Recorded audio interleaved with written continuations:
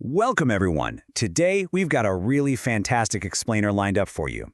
We're diving deep into an incredible piece of software called MESA. Specifically, we're going to explore exactly how shader-based sound synthesis works in MESA.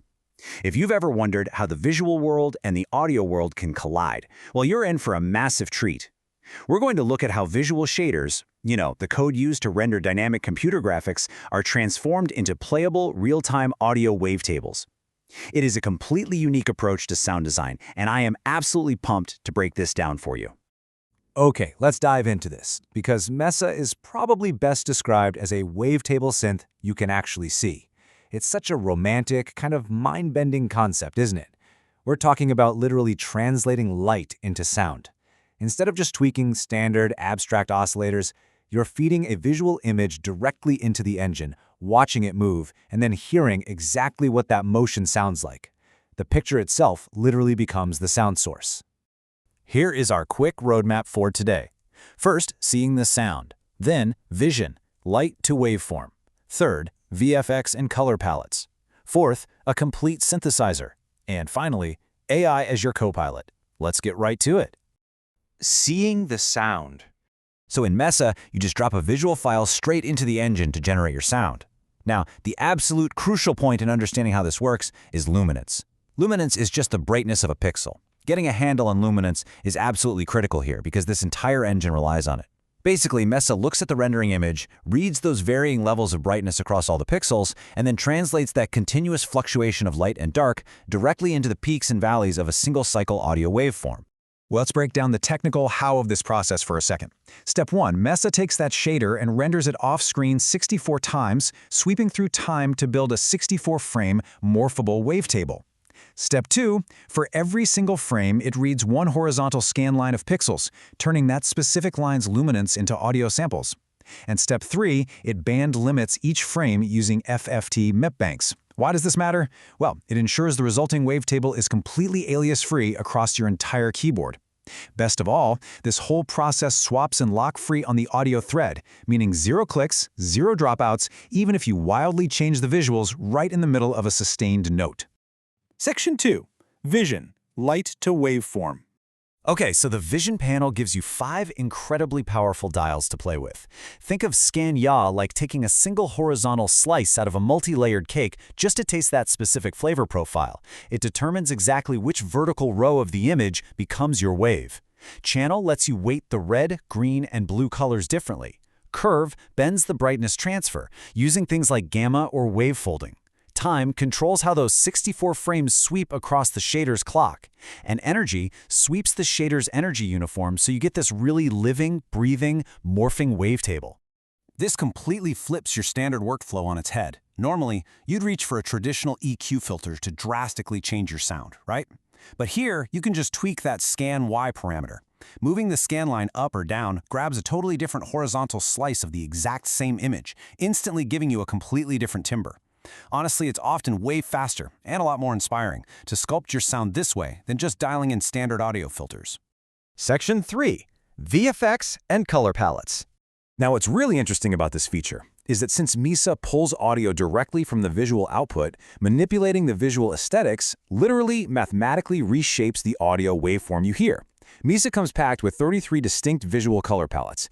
Now, in any other software, changing colors is just cosmetic, right? But here, because color alters the overall luminance, the brightness profile, swapping a palette fundamentally changes the brightness curve. And if you change the brightness curve, you change the timbre of the sound.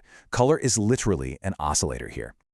And alongside those palettes, MESA features 26 different VFX modifiers.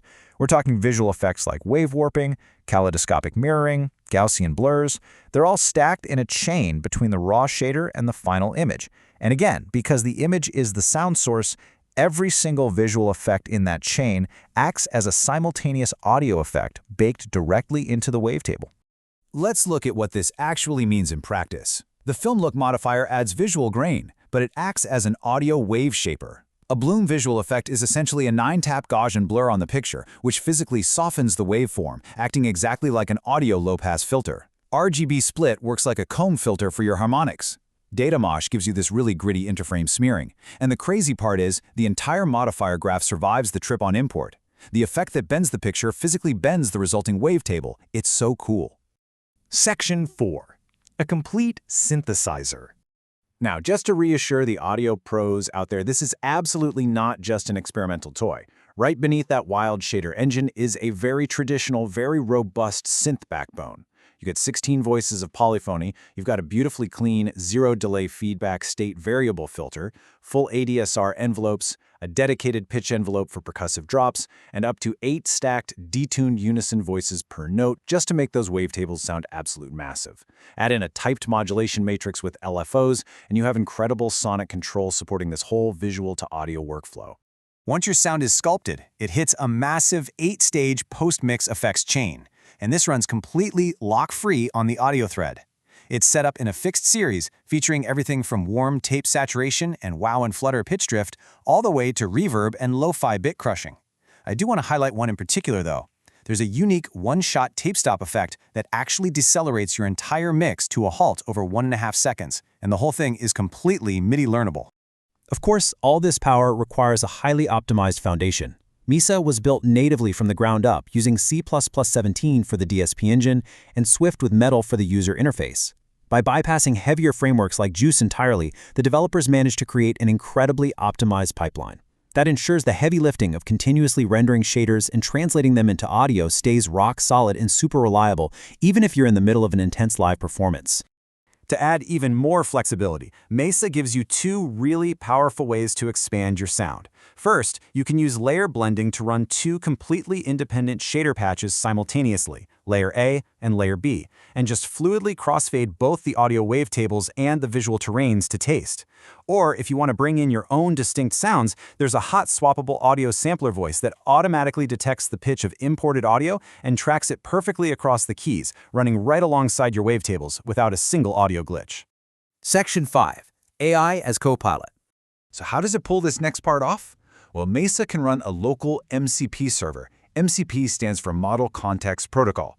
Basically, this allows an AI agent like Claude Code to speak directly to the MESA software. But what's absolutely crucial to understand here is the security. This server binds securely and strictly to your local machine. It is never reachable from the outside network, so your creative environment stays completely private while you work side by side with the AI. And this AI isn't just spitting out text suggestions. Using its 20 specialized tools, it can actually operate the synth. It can write and edit raw metal shaders, and if it makes a mistake, it actually sees the real compiler errors and fixes them itself.